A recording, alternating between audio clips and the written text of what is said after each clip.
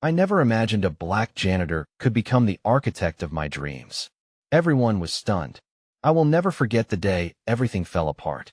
It was a Tuesday, just like any other. The sun poured in through the windows, casting vibrant squares of gold on the cold linoleum floor of our high school. I sat in the back row, heart racing, drowning in debate club nerves. Something was off. The air felt thick, as if weighed down by an unspoken truth. Then it happened. The principal called an emergency assembly. The moment Mr. Bailey walked in, it felt like the room collectively held its breath. He was our janitor. He mopped floors, unclogged toilets, and swept away the remnants of lunch. But today, his uniform seemed to shimmer with an energy I had never seen before.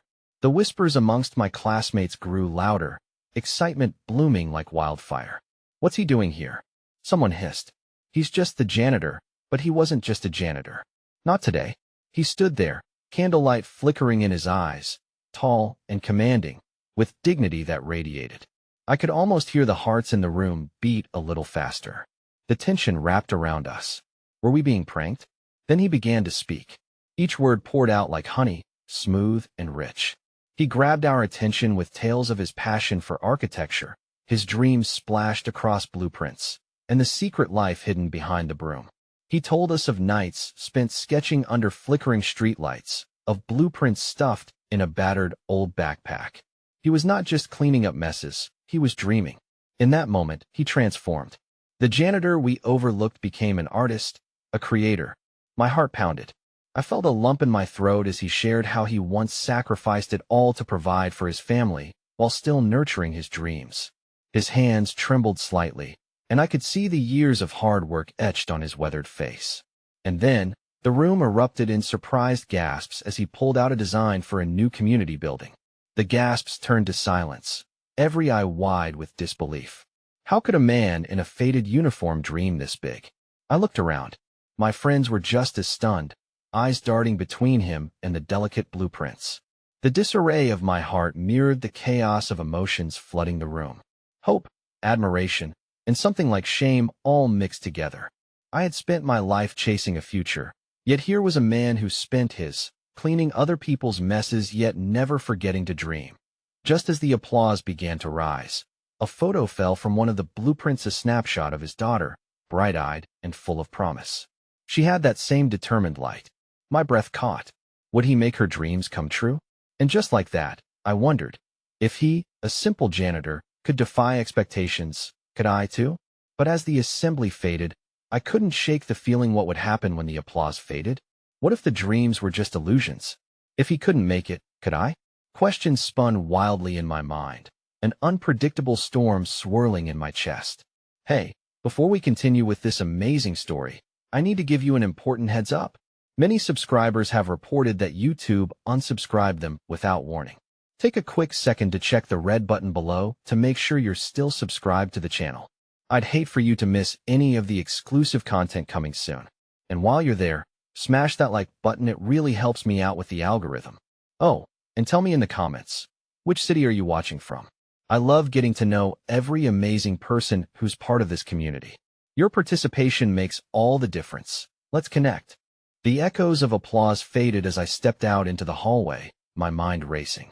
Was this all some kind of bizarre dream? A janitor had stood up in front of the whole school and shared his vision, his dreams, his heart. And yet, as I moved through the throngs of students buzzing with conversation, I felt more lost than ever. The boldness in Mr. Bailey's words clashed against my own insecurities. What did I even want? I leaned against the cool wall, closing my eyes for a moment, trying to steady the tremors inside. The sounds around me faded as I recalled Mr. Bailey's words about sacrifice and perseverance, the weight of his truth settling heavily on my chest. As someone who had always melted into the background, I struggled to envision a path that felt authentic to me. What if I had dreams worth sharing? What if I didn't? That's when I heard Hera's soft voice breaking through my thoughts. "Hey, are you okay?" It was Sarah, my best friend, concern etched in the lines of her face. She always had a way of noticing when I was spiraling. "Just thinking," I replied, trying to mask the turmoil within. "Did you see him?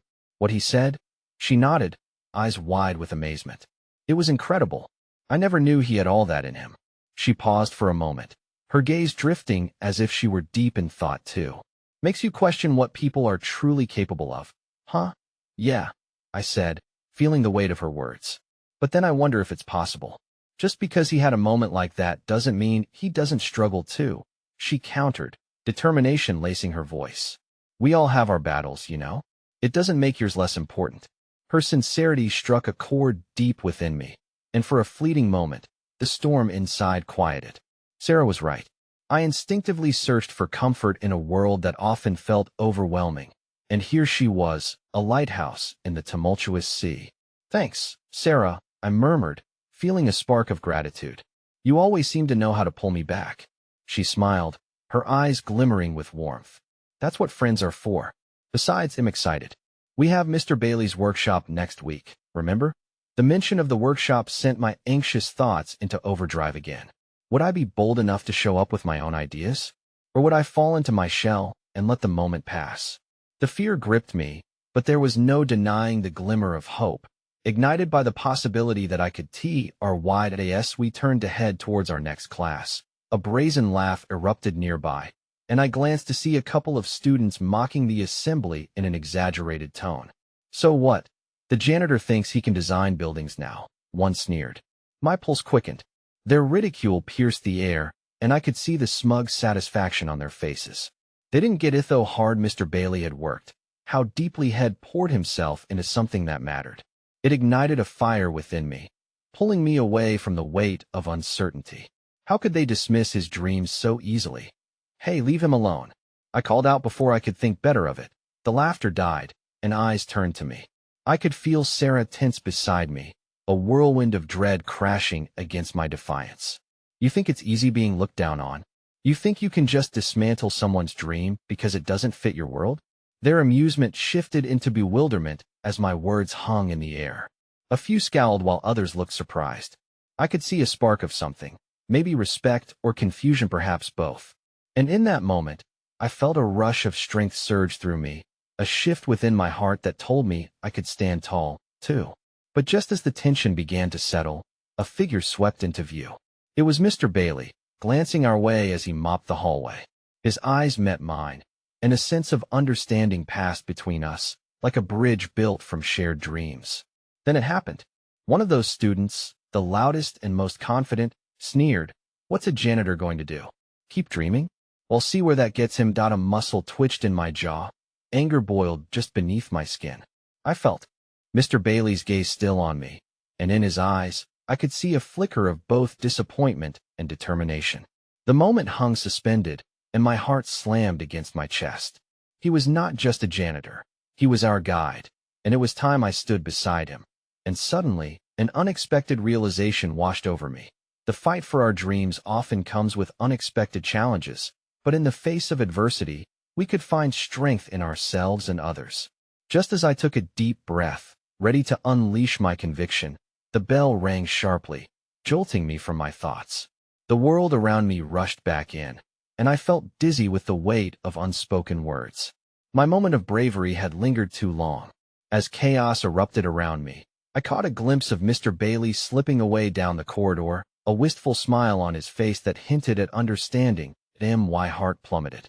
Would I have the courage to honor his dream? And in that moment, I realized this journey was only beginning.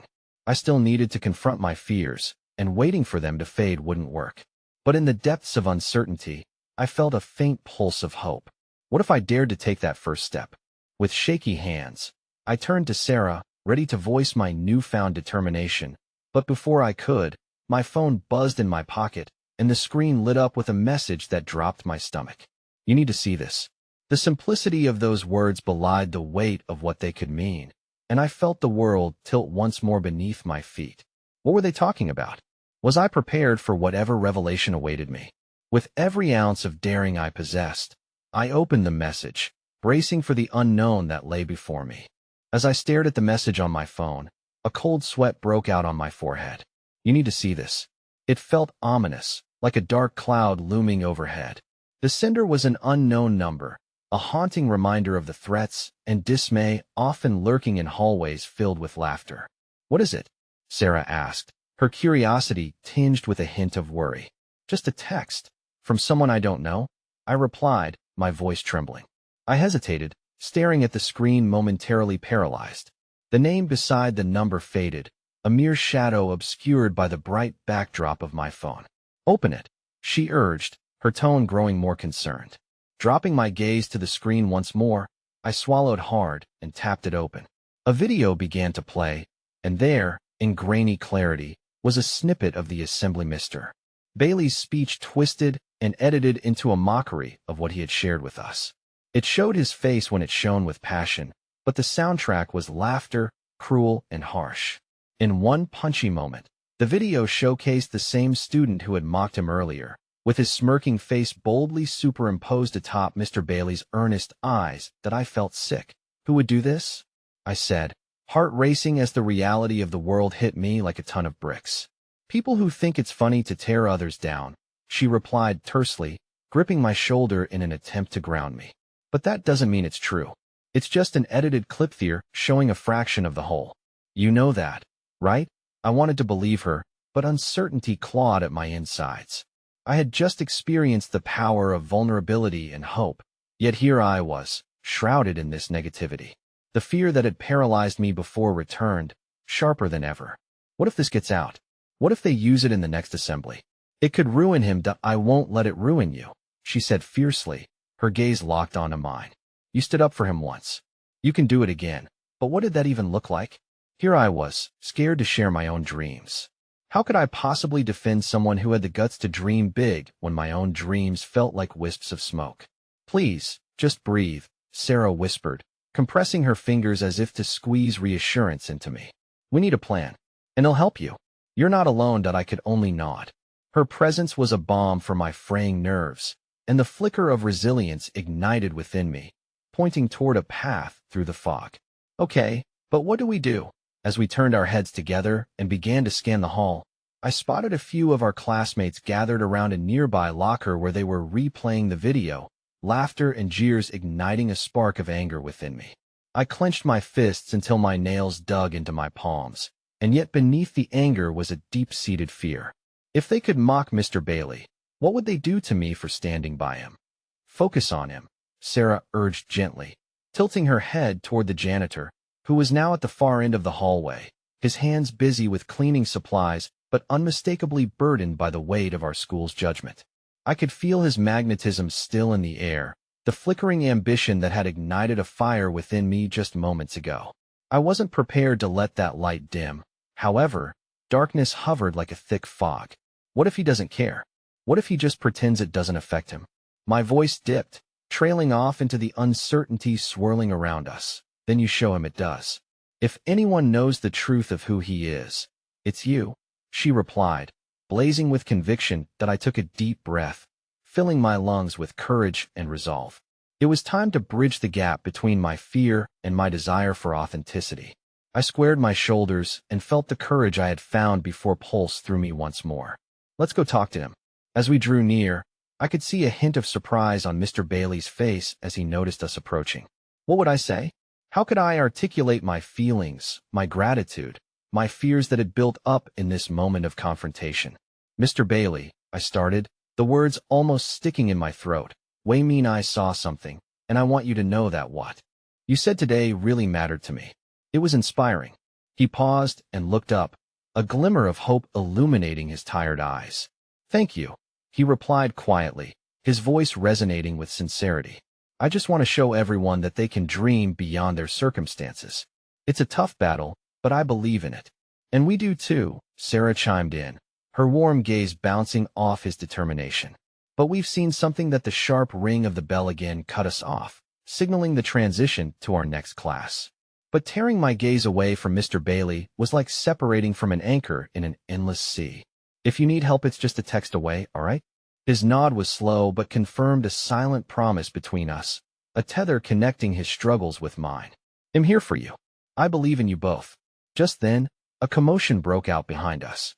A group of students rushed past, glancing back and laughing while one of them held up their phone, broadcasting the very video that had made my heart drop. And in that moment, my stomach churned in horror. I realized this was going to be tougher than I'd ever imagined. The laughter, the jests, it would be a tidal wave, but somehow, Nestled in that brewing storm was a fragment of hope. Maybe this battle was ours to fight together. But just as determined as I had grown, I felt a pang of doubt twist inside. What if this was too much? What if I wasn't brave enough to face this? And then, from somewhere deep within me, I heard a soft whisper of resolution, standing still in stark contrast to the chaos. I turned to Sarah, ready to say something, but before I could, a chilling voice rose above the noise, one that sent shockwaves through the air. Did you see what they just posted about Mr. Bailey? A silence ensued, as if the world had tilted on its axis. Everyone turned to look at the speaker, their eyes conveying a collective dread that mirrored my own, a dread that hinted at the uncertainty of what lay ahead. That moment, the very essence of our impending battle hung in the air, and as I glanced at Sarah, I realized it was too late to turn back. We were now threaded into something bigger than our fears, something far beyond ourselves. But just as I was ready to stand tall, the echoes of laughter began to rise again, enveloping the hall in mockery, and the weight of impending confrontation settled heavily on me. The tumult of the world spun faster, and I could feel the fragile pulse of hope waver beneath the onslaught of doubt. And then, I noticed a figure slipping away from the crowd. It was Mr. Bailey, the embodiment of resilience, retreating into the shadows of the corridor that had once felt all too familiar. "Mr. Bailey," I shouted, but he was already gone. My heart sank, fear crashing over me like a wave. Would I ever have the courage to honor his dreams? The journey we were on had only just begun, and I could only hope it would lead to more than just the echoes of past disappointments. The hallway felt like a chasm, the laughter and jeers reverberating through the air like a cruel symphony as I stood frozen at the cusp of confusion and despair. Mr. Bailey had been a light, even in the scant moments we'd shared, and now, witnessing him retreat into darkness felt like a manifestation of my own fears. It seemed like any attempt I made to lift others could crumble, simply because I was just another kid caught in the relentless tide of high school dynamics that go after him. Sarah urged, her voice urgent yet trembling. But with every voice mocking the janitor's passion echoing in my ears, I felt a wall of anxiety build around me, penitence blooming within like a weed. How could I confront someone who had just been tossed aside without a second thought? Weiss? I can't, I murmured, panic swimming in my chest, squeezing the breath from my lungs. My heart raced as I turned my gaze back to the group, only to catch the sneers, each pair of eyes a piercing judgment. "He deserves better than this," Sarah fought back, an edge of defiance cutting through her words. "We both know he's more than what they say. You're feeling this too, right?" "Of course, but—" The unworthiness washed over me, drowning my thoughts. Why was I so paralyzed? The world felt harsh from where I stood, yet I couldn't forget the little promises of hope of change kindling within me from our brief encounter with Mr. Bailey. What if I just became another hollow voice, drowning in the whispers? Amidst the swirling mockery, an image of Mr. Bailey's undaunted spirit ignited a flicker of retaliation in my core. Gripping the straps of my backpack, I swallowed hard against the wave of uncertainty. "You're right," I finally breathed with clarity, suffusing my voice with newfound resolve. "We've got to do something. Exactly. What do you have in mind?" Sarah's eyes sparkled, the fire in her spirit reigniting my own. "Let's organize something, a way to show people the truth about him. We can gather support, maybe a school-wide discussion about the impact of bullying and how to combat it." My ideas spilled out, stumbling over each other in a rush. "We'll talk to teachers, maybe even start a petition. Show them that this isn't a joke." Sarah's face lit up with hope, her passion somehow contagious. "Yes, we can reach out to the school council, post flyers, spread the word on social media about what we're trying to do. This could start a conversation. We'll remind everyone what Mr. Bailey stands for."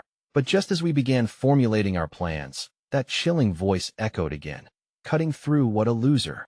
Can you believe he thinks he can actually inspire anyone?" The crowd erupted into laughter once more, hurtful but loud, weaving the tapestry of noise around us. Sarah's expression darkened, and without a word, we exchanged a glance of mutual understanding. This battle would not be fought just against the mockers. We were up against the whole current of fear that festered in our school, all too often accepting negativity as our currency. "Inspire. That's it," I whispered under my breath as clarity washed over me. "We need to embody that promise. We want just defend him well, empower ourselves and others, show what it means to dream. Then let's start with us. Right now, Sarah responded, ardor glimmering in her eyes. Let's talk to Mr. Bailey together. Someone has to reach out before it's too late. We can do this together. My heart leaped, but still, a shadow of doubt lingered. What if he doesn't want help? What if he's given up on trying? That's why it's so important for us to go. We can't let him slip away into silence, she urged, and her voice thrummed with urgency. I could see it in her eyes, the earnest belief that nestled within hope could create a ripple, with resolve fortifying my muscles. I nodded, clutching at the idea of taking this next step, despite my fear. We would reach him before the whispers turned into a firestorm. We exited the cluster of mocking students. The hallways felt both familiar and foreign as we navigated the maze. Echoes of laughter ricocheted against the walls, but instead of cowering, I took a stance. Beside Sarah, I could feel the warmth of her presence radiating strength. The dream of authenticity renewed energy within me. Emboldening my footsteps, we reached a small utility door near the janitor's closet. Simple, unassuming, and with a deep breath, I knocked. Mr. Bailey? Silence paused, and dread fluttered, only to be cut by the familiar sound of a rolling cart and brushes clashing softly against each other. Come in, came a quiet voice, worn yet inviting. As we stepped through the door, I paused, momentarily held still by a realization. I was walking into the realm of vulnerability, not just for Mr. Bailey, but for me as well. He looked up, surprised to see us. Everything okay? His brow creased, a blend of concern and curiosity filling the quiet space. Sarah and we wanted to check in on you, I began, attempting to steady my shaky voice against the turbulent undercurrent that followed me. The disappointments and the weight of their mockery pressed heavily at my back. But before I could dive deeper, a sudden knock disturbed the air, a brisk, confident rap that caught us all by surprise. We know you're in there, Bailey. Come out. The voice belonged to someone I recognized, a member of the very clique that enjoyed fanning the flames of mockery. My heart dropped as I exchanged glances with Sarah. Fear shot through me, and I could sense Mr. Bailey shift, the familiar weight of despair showing on his face. Don't listen to them, I found myself saying, rushing forward despite the inherent danger of backing him into the spotlight. You're worth more than their laughter. We believe in you. In that moment, as Mr. Bailey focused on me, I couldn't tell whether my voice struck a chord or simply displeased him. Remember what you said about us being able to dream? I pressed, eyes earnest, invoking the memories of our short encounter in the hallway. He had taught me what it meant to hope, to aspire. Perhaps now, we could remind him. Yet, just as the air began to sizzle with resilience, the knock grew impatient, reverberating ominously against my own spirits. We're not leaving until you face the music. Everyone's looking for you. Are you hiding, or are you going to show up? Tension surged through the small space, casting a shadow over the budding light. I glanced at Sarah. How were we supposed to do this? Fight against the tempest when I was still grappling with my own fears? Mr. Bailey met my gaze. There was a soft echo of the light we had just glimpsed moments before, now wavering beneath the impact of forceful judgment. And in that moment, as silence cloaked both hope and despair, I felt an unreconciled surge within me. Would today be the day he chose to collapse, or would he collaborate with the brave embers igniting around us? But as the voices droned on and laughter outside, something shifted at the cusp of my thoughts, a realization that whispered louder than my doubts. Our resolve, the small flicker of kindness, was indeed worth fighting for. And just as I prepared to continue fighting for another chance, the air hung heavy with uncertainty. What awaited us on the other side of that doorway remained shrouded in darkness and expectation. But together, we were ready to spark a fire against an unforgiving storm.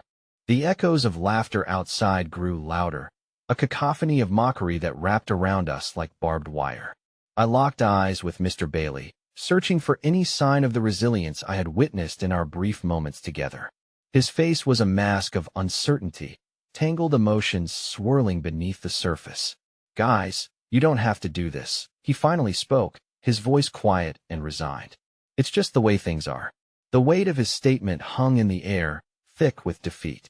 No, Mr. Bailey, Sarah interrupted, stepping forward as if to shield him from their terrible expectations. It doesn't have to be this way. We believe in you, and we know others will too if you give them a chance. He shook his head gently, eyes cast down as if the very ground could swallow him whole. You don't understand. Trying to change anything feels like pushing a boulder uphill. It's exhausting. The knock outside grew more insistent, a rhythmic taunt that echoed against the firm walls of our hopes. Come on, out with it. No one wants to see a washed-up janitor hiding away. The voice dripped with malice, and my heart raced anew, desperately searching for a response that could pierce through Mr. Bailey's veil of despair. We want to start a conversation, Mr. Bailey, I injected, urgency lacing my voice. Bullying isn't just a little thing. It hurts, and it needs to stop. You're a part of this school, you inspire us, and you have the power to show everyone that they can do something, too. But all he did was look down at the worn linoleum, as if willing it to dissolve beneath him. There was an intensity in his silence that spoke louder than words, and as the mocking voices outside grew ever closer, I felt time unraveling like thin thread. Maybe it's not about being a hero, Sarah added softly, her voice steady yet vulnerable. Maybe it's about just being honest, about the hurt, and knowing it is okay to feel lost sometimes. We all do. A flicker crossed Mr. Bailey's face, almost invisible yet heavy with consideration. What if I don't know how to inspire? He asked, his voice barely rising above a whisper. What if I'm too far gone? In that moment, the door trembled beneath the weight of impatient hands, and I realized just how precarious every word was, balanced on a precipice of judgment and fear. You have so much to offer, I urged, the words spilling from me in a desperate plea. You showed me that even in the darkest times, there can be hope. Just because others can't see it doesn't make it any less true. Mr. Bailey's posture shifted, ever so slightly. Maybe it was the spark of something, anger, hope, or perhaps simply the innate human need for recognition. I didn't know. But then, the laughter outside morphed. Something dangerous flickered in its tone, the crowd maturing from childish taunting to a more sinister form of intimidation. Hey, Bailey. The voice boomed with a new ferocity. At least get out here and accept the truth. You're just a janitor. Stop pretending to be something you're not. Forget them, Mr. Bailey. I called, urgency guiding my voice. Let's not just meet this challenge. Let's flip it. Show them you won't be pushed around anymore. He finally looked up, a light of defiance rippling across his features, but doubt still lingered like a shadow lurking at the edge of his resolve. What if they don't listen? He questioned, his voice tremoring, yet beneath it simmered the latent hope I had yearned to see. They will, Sarah insisted, stepping closer to him, her gaze fiery. Not all hearts are close to kindness. Some just need to be shown the courage to open them. It was like an electric charge, our collective energy resonating within this small utility space, igniting something dormant inside. I felt the urgency for change blossoming, a sense of unity propelling us forward. We're your proof, Mr. Bailey, I added.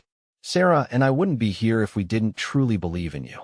And by sharing your story, your truth, you could inspire so many more kids who need that same spark. But as the implications of that thought settled around us, we heard another breakthrough knock, this one striking. Sharp and sudden. A sudden, alarming crack reverberated through the door frame. Enough of this hiding. You think this is going to end well? The voice barked, now accompanied by a stampede of feet, the laughter having morphed into cries of camaraderie, an unyielding front demanding satisfaction. I glanced at Sarah, her face a canvas of concern and determination. We have to stand up for him, no matter what, she murmured, pressing a hand on my shoulder. No one is going to fight for you if you don't first stand for yourself, I repeated softly, anxious yet resolved. I could see it then. A change was possible, a light breaking through the oppressive cloud surrounding Mr. Bailey. He hesitated, considering the cries, the footsteps, the storm brewing outside. But in that moment, as the door began to yield to the pressures of an angry mob, I saw a shift. A flicker of recognition was more than his past failures.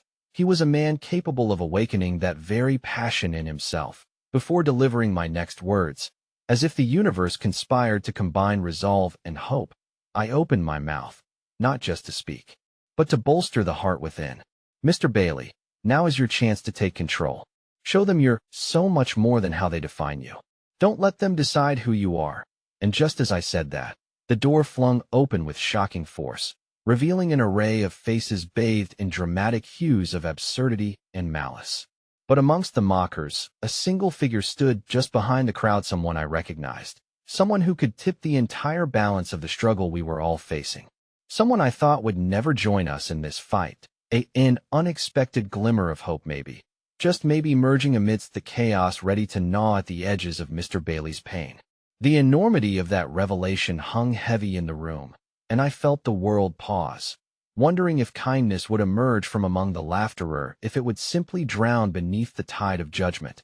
And as I braced for that reckoning, uncertainty twisted in my stomach. Knowing this could be the moment everything changed, it could be the final nail in the coffin of our aspirations. As the door swung wide, I caught sight of him standing at the edge of the crowd. His presence felt like a dream challenging reality. Chris Donovan, our star football player, stood at the forefront of the assembled students. The irony of the situation clawed at my insides. Here was the very embodiment of privilege and popularity, the kind of kid who had been front row to every act of cruelty that echoed through the school halls. I never expected him to be anything but a part of the problem. The chaotic laughter subsided momentarily, confusion rippling through the crowd as everyone turned to Chris. He made an odd pair with Mr. Bailey, a janitor burdened by the weight of unrealized potential, standing vulnerable behind the door we had finally forced open. "What's going on here?" Chris's voice rose above the din, sharper than I had ever heard it. "You really think it's cool to gang up on someone like this? You think it makes you better?" A collective hush fell over the students, the tension thick enough to cut.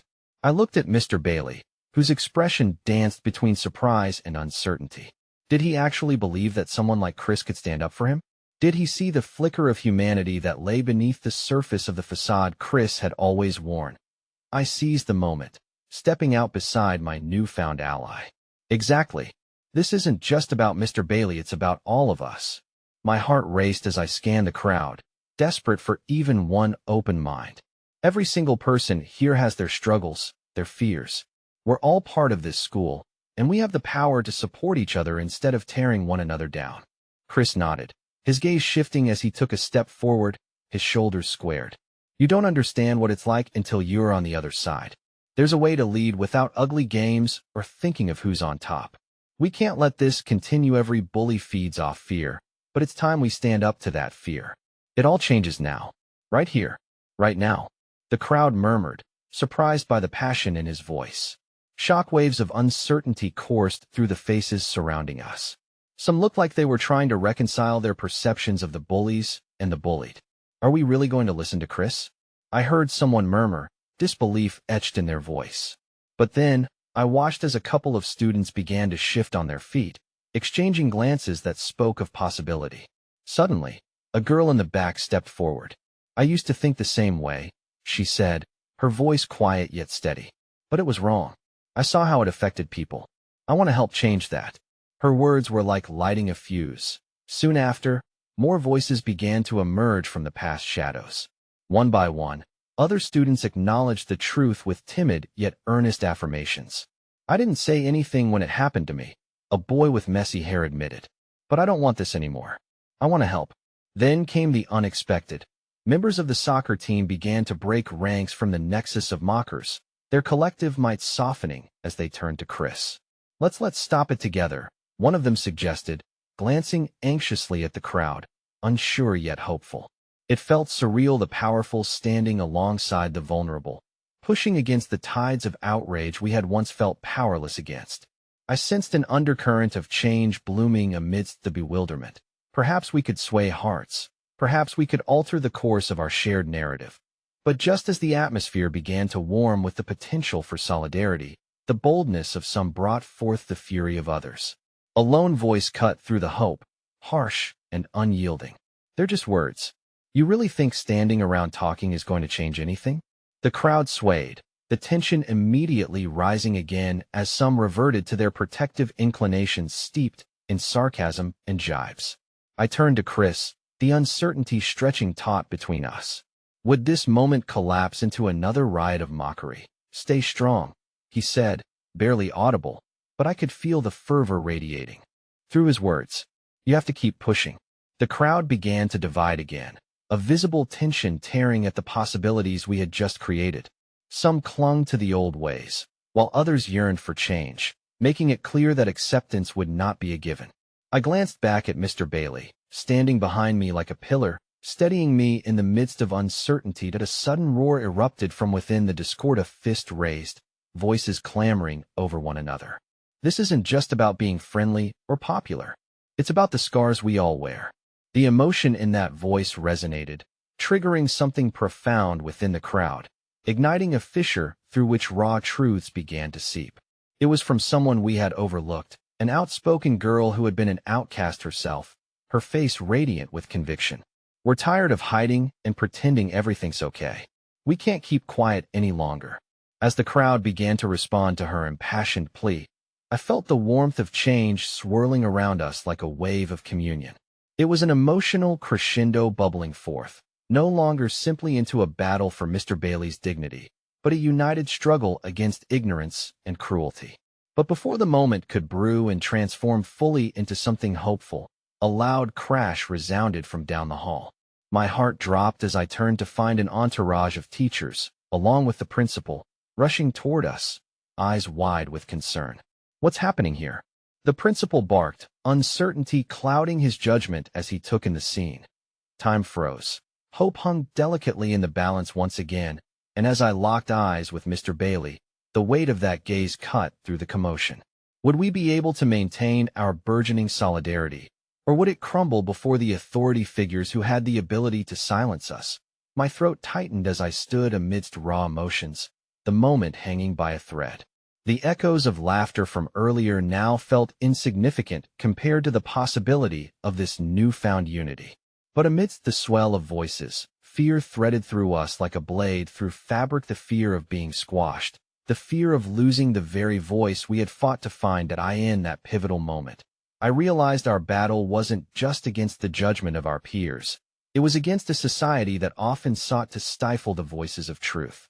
And as the principal moved closer, I felt a shift within me, a push toward defiance. But would it be enough to keep the hope alive? Would we have the strength to forge ahead toward a future that embraced kindness over cruelty, or were we destined to be trapped within the chains of fear once more? As his piercing gaze scanned the crowd, I knew one thing left unspoken. The roar of our hearts had awoken a flame that neither shame nor authority could easily extinguish. Would we have the courage to turn that flame into a fire capable of lighting the way for others? The answer hung heavy in the air, just as uncertain as the path that lay ahead. The noise of the crowd converged into a sharp, palpable silence as the principal's intimidating presence swallowed the space. He squared his shoulders, an imposing figure against the flickering glow of newfound hope that had ignited amongst us. I felt a wave of unease wash over me. Here was the hammer poised to bring the gavel down on our fragile uprising. I stole a glance at Chris, his jaw set tight, as if he were bracing for impact. We are in a school, and this is completely unacceptable behavior. The principal barked, his eyes narrowing as he surveyed the sea of students, some emboldened, some shrinking back in fear. My heart pounded as the tension swelled. Would our moment of honesty dissolve into punishment? "Sir," I found the courage to speak, my voice trembling with a mix of fear and fire. "We're not doing anything wrong. We're trying to stand up against bullying, to support one another." Each word felt like a challenge against the very authority meant to protect us, but I pressed on. "Mr. Bailey deserves respect. He's part of this community just like we are." A murmur of agreement rippled through the crowd, and I caught the glint of hope in Chris' eyes. Perhaps he sensed what I had begun to realize, that the weight of change rested not solely on individual shoulders, but could bear the mark of collective courage. But just as I felt bolstered by that thought, a voice of dissent cut through the gathering. "Yeah, but he's just the janitor. What does he know?" A boy in the front row scoffed, crossing his arms defiantly, provoking an eruption of laughter that echoed through the hall. The laughter felt like daggers aimed at the heart of our cause. Would they drown out the voices seeking change? Chris stepped forward, desperation apparent in his expression. "Being a janitor doesn't make someone less worthy of our respect." He pointed toward Mr. Bailey, whose expression had shifted from uncertainty to one of quiet resilience. "He's here every day, cleaning up after us, witnessing the way we treat one another. He knows more about kindness than many of us combined." The principal's expression softened slightly, as if he sensed the shift among the crowd. The laughter faded, replaced by a chorus of whispers. Students weighed in, their attentions now turning on the rhetorical battlefield where childhood hierarchies were beginning to crumble. Yet a darkness loomed ever closer. The principal regained his authoritative stance, raising a hand as if to physically halt the burgeoning change. This is a place of learning, not a forum for theatrics. I will not tolerate insubordination. If you wish to continue this discussion, I will see every single one of you in detention. Detention. Those words crashed against the hopeful currents like stones dropping into a serene pond. I looked around, gauging expressions. Some students looked hesitant, glancing sideways as if calculating the risks against their yearning for change. Would they forsake our moment for the safety of conformity? Then, in a quiet corner of the crowd, someone stepped forward. It was a boy with a slight build, his hands clasped nervously in front of him, his gaze steady but uncertain. "He'll go with you," he said, and his voice creaked under the weight of collective tension. "If we all stand together, maybe we can actually change something." One by one, others began to stand alongside him, motivated by a fire sparked deep within. I felt tears pricking at the corners of my eyes as I watched dissent blossom in the most unexpected of ways, a tide of unity rising amidst my peers, the fear of authority momentarily overshadowed by courage that was growing with vitality. And just as that fragile bloom began to flourish, the loud crash that had echoed earlier reverberated again, but this time it was different.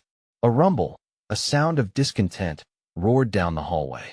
An unyielding group of older students emerged, faces smeared with contempt, ready to silence the wind of change at its source. "What's this? A little rebellion?" The leader of the group sneered, his expression dripping with malice. "You think you can just stand up to us?" My stomach twisted, a sharp knot tightening as I realized the battle was no longer just against the bureaucracy of our school. It was a fight against an ideology as old as time, one that thrived in fear and oppression. The unity we had found was teetering on the brink of collapse, with all the assumptions and hatred cascading towards us like a powerful wave. "No." I heard Chris' voice rise above the din, filled with fiery determination. "We're not afraid of you anymore." Hope still flickered, a candle in the storm, yet I felt the air shift, and with it came a chilling realization. This confrontation held greater stakes than I had anticipated. In that instant, confusion swirled around us as we faced our fears, and I knew the lines had been drawn in a battle that would stretch far beyond our small gathering. "Chris, we need to get out of here," I urged him, panic creeping into my voice. But then he shook his head, eyes fierce. "No, we need to stand our ground. We can't let them win." The confrontation escalated. I sensed the pull of fear tugging at the edges of our small assembly, threatening to disband us into the darkness where my classmates had spent far too long. I took a breath, my heart racing with uncertainty, and opened my mouth to speak, only to be silenced as the leader of the opposing group took a step closer, disdain etched on his face. "Let's see how brave you really are when things get tough," he growled, an ominous promise hanging in the air. My eyes darted around, trying to absorb the spinning chaos around us, searching for the strength and answers that felt so elusive. The emotional threads of defiance and fear twisted together, wrapping around me like chains. Would we crumble in the face of this challenge, or would we rise and redefine our school's darkness together? But then, in that sea of doubt, one brave voice echoed my own, trembling as I sought solace in the collective strength we had begun to nurture. "We'll no longer be part of the problem." And like thunder, the echoes of that commitment reverberated against the walls. But would it be enough to withstand the force surging toward us? The fear settled deep within, roots twisting and tangling. As I prepared to confront what was coming, knowing that standing on the precipice of change embraced a blend of beauty, terror, and the bittersweet uncertainty of hope. The air was electric, crackling with a tension that felt like a live wire as I faced the approaching horde. My heart thudded against my ribs, a relentless metronome marking the seconds before whatever was about to happen next. Chris stood by my side, his stubborn resolve feeding my own simmering courage even as I felt a pit of fear deepen in my stomach. "Stick together," I shouted, though my voice quaked. "We're stronger like this."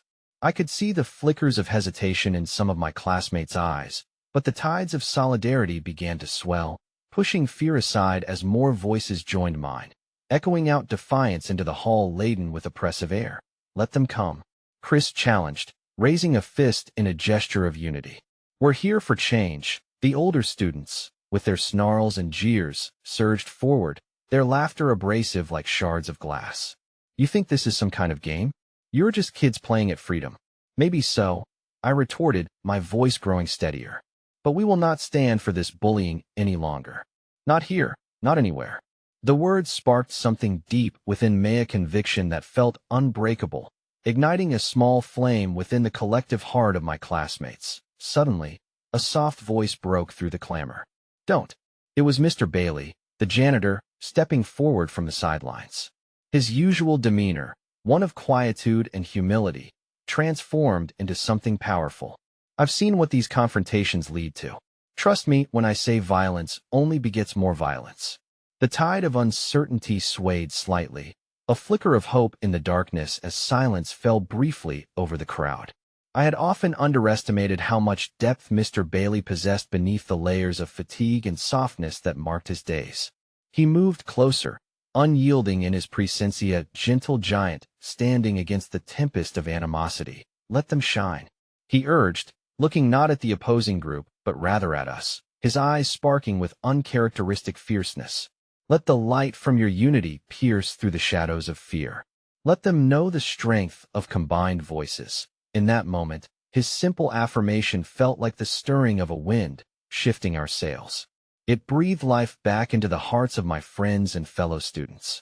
The energy charged the air, igniting whispers of encouragement among us like strands of quicksilver flowing through the ground. Yet, just as I thought we'd harnessed a spark strong enough to light the path ahead, the older students launched themselves toward us, their buoyant laughter turning into loud, mocking scoffs. What are you all going to do? Hold hands and sing Kumbaya? The leader snarled, steamrolling over the renewed strength of our gathering. Maybe that's what I'll take, I shot back, my desperation bleeding into anger. I felt proud in this moment, standing shoulder to shoulder with Chris and a few others who cast their eyes forward, ready for whatever unfolded next. But in the chaos, a sharp shout beckoned attention at the back of the crowd, from a girl who had been painfully shy throughout our years of schooling, the kind of kid whose voice rarely broke through the crowd. Wait. She stepped forward, unintended courage flooding her stance as she spoke out. We stand for something bigger. We're not just fighting you. We're fighting to become a community. One by one, I could see the flickers of resilience start to dine with hope among my classmates as I looked around. I could hardly comprehend the magnitude of this small rebellion gaining momentum, realizing we were no longer just trying to save ourselves, but also defending each other, even those who were unseen and unheard. For a fleeting moment, we began to grasp the significance of our unity, a flickering flame rising through the chaos. Yes, empathy was our weapon of choice, and it seemed to scatter doubt and cynicism momentarily. But just as we began to find strength in one another, a piercing screech echoed down the hall.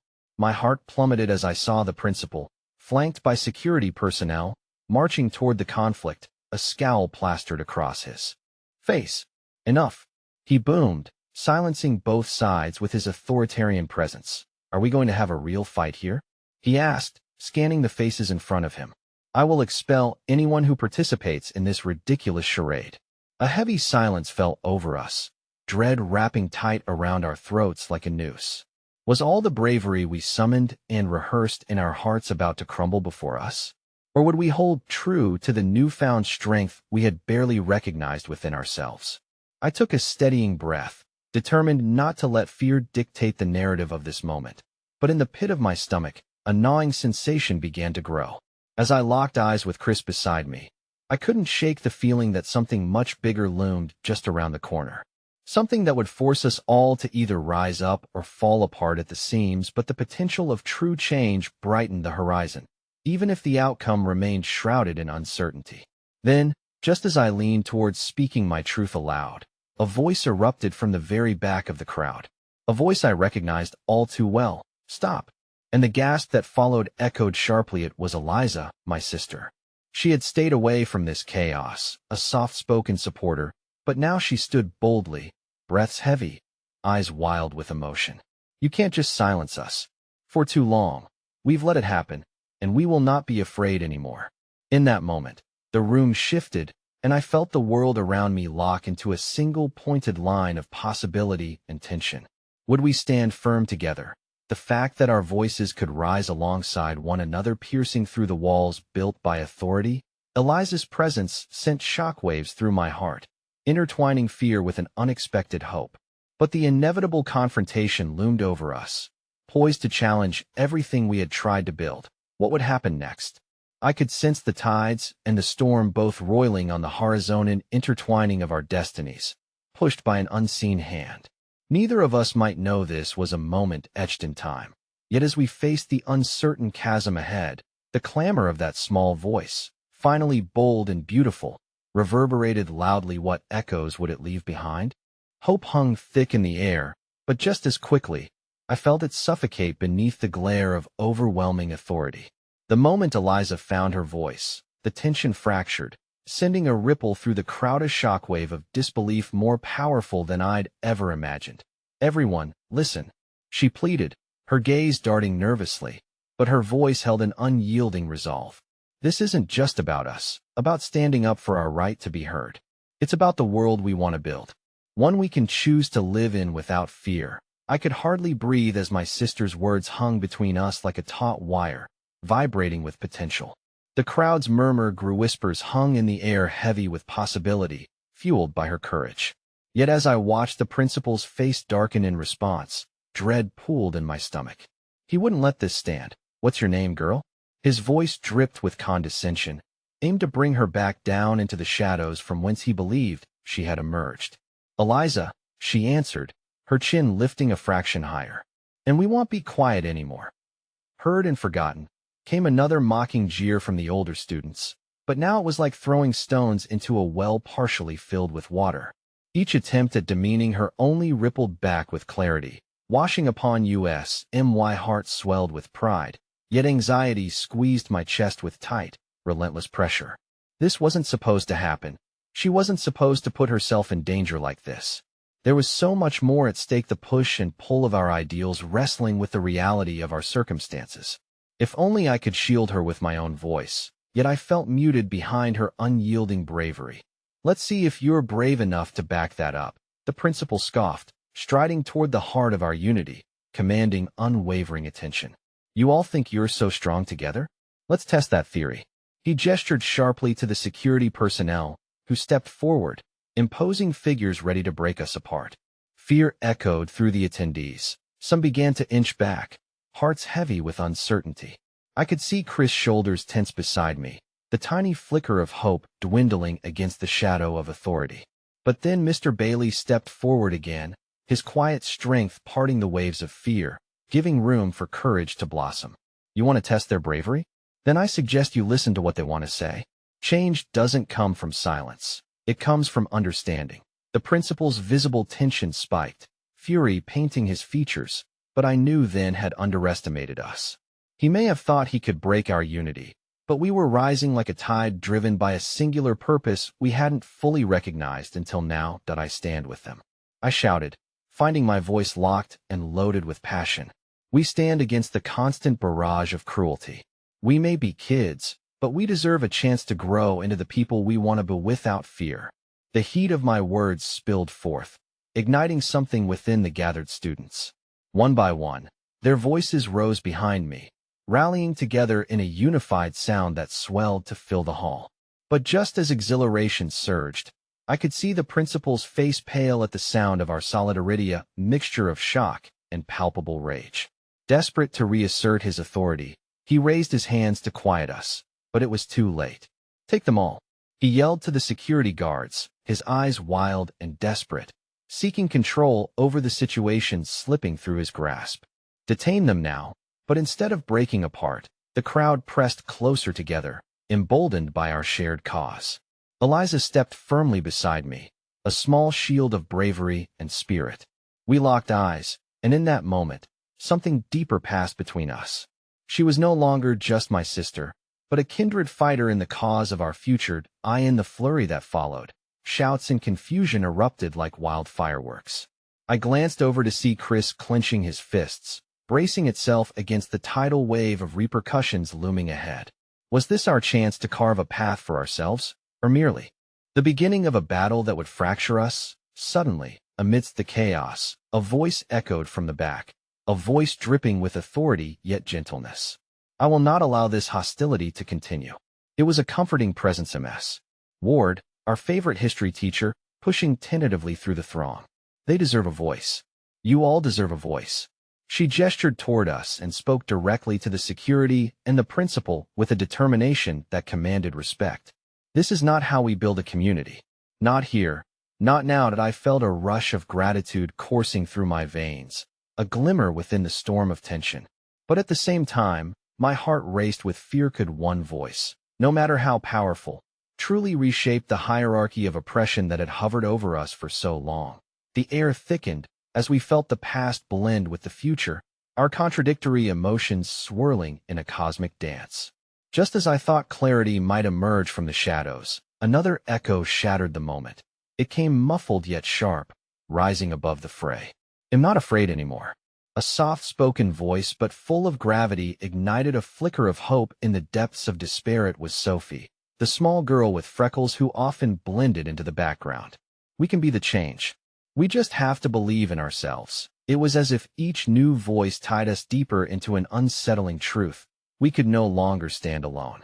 With those words, the crowd surged forward, a united front in a moment so critical it felt like the world itself shifted beneath our feet. Then, just as I turned to share a smile with Eliza, I saw Ida's dark figure emerging through the doors, silhouetted against the light streaming in, a presence heavy with foreboding. As the hall went silent and all heads turned to see who it was, my blood ran cold. No, it can't be. What are you doing here?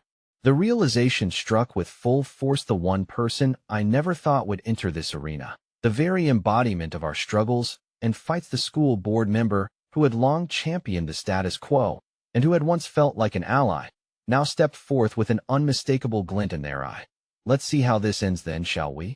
Their voice echoed through the hall like a death knell, as the gravity of their words threatened to carve our fate into stone. As I stood in that chaotic hallway, the waves of uncertainty crashing against my heart, I couldn't shake the feeling that everything we had fought for was hanging in the balance.